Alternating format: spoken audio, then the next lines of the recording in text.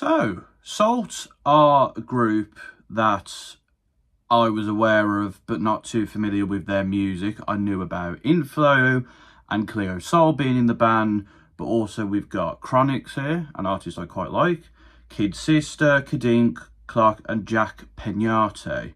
This was one of 5 records they've released in 2022. I was focused on these records because, of course, they've been nominated for a Brit Award for Best R&B Group based on their catalogue from the last 2 years. And I chose 11 because, according to Rate Your Music, this is the best record from them. And also, I found out it won Best Album at the Ivor Novello Award. So, was very interested to see why this was the best one. And I can safely say that this is a very good record. I've heard SAULT is good, and I've heard bits and pieces here, and the artists attached I know are talented. But this really is a great record, mixing funk with neo-soul. There's also elements of like disco here. There's a track that's got a grungy vibe to it. The talent listed here speaks for itself. Inflow is a great producer. Cleo Soul, when she appears, is a great singer. Chronix is great, and the other 3 artists do what they do very well here, whether singing wise or producing wise. This album is very much an album of togetherness. It emphasises love, standing up to those who oppose you, but not just by yourself, but with someone else or with a group of people. And it's a good message to have, to be fair, but I think this album does it consistently well throughout the record, even on the tracks where lyrically it's not really going too much in depth, it's more stating a message. So, I like every track on this record. There's nothing here that's like bad or but I'll focus on the highlights. Glory, what a way to start a record. I mean, this is probably one of my favourite album openers of the decade so far. If you're a raver, or if you like NWA, you will know the snippet of Eazy saying, "Give me a funky ass bass line," and this track gives you that very much from the get-go.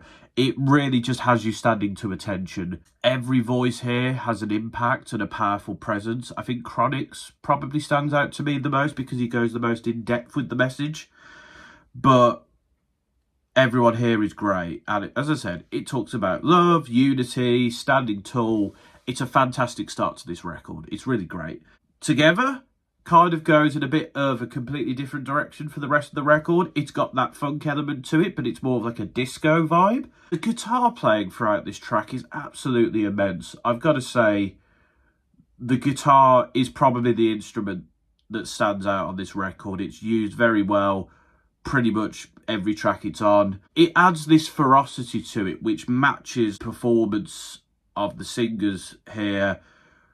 And again, it's that message of unity and fighting for what you want and who you are. It's a great track. It really is. And I've got to say as well, listening to this record, this album is made to be listened to live. And for those who got to see this live, I'm kind of jealous of you. I'm not going to lie. I should have got on SAULT sooner, but hey ho, I'm here now. I've got on the train, and the train is looking pretty good so far. Higher, absolutely phenomenal singing here.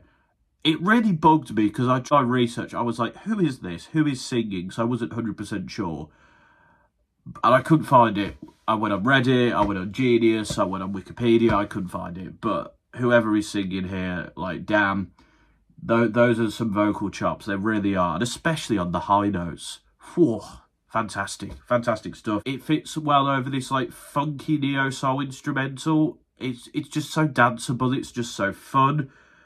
And the performance just adds to that element, but also adds grit and meaning to the track.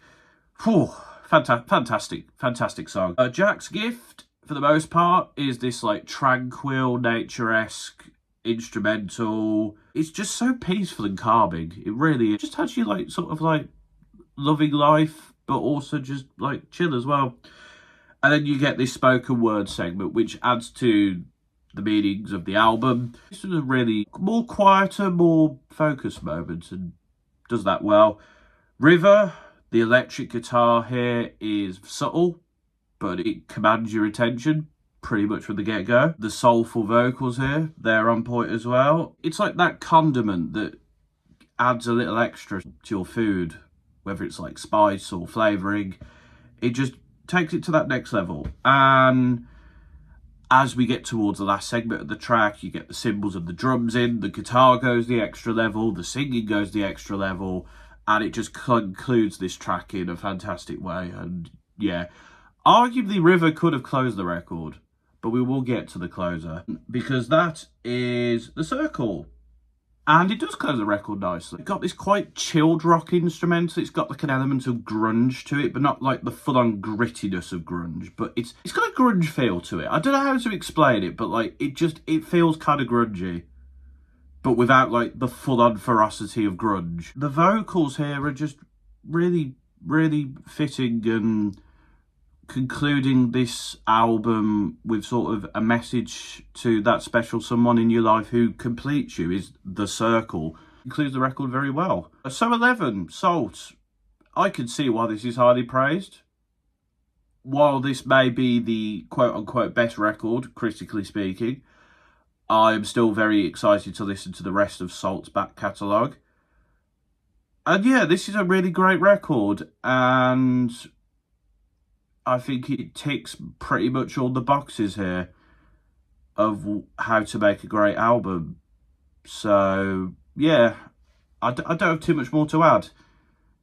If you like neo soul or funk, then come to this record. If you want to hear good voices, come to this record. If you want to hear impactful instrumentals and meanings, come to this record. But don't be like me. Hop on the SAULT train and hop on it now.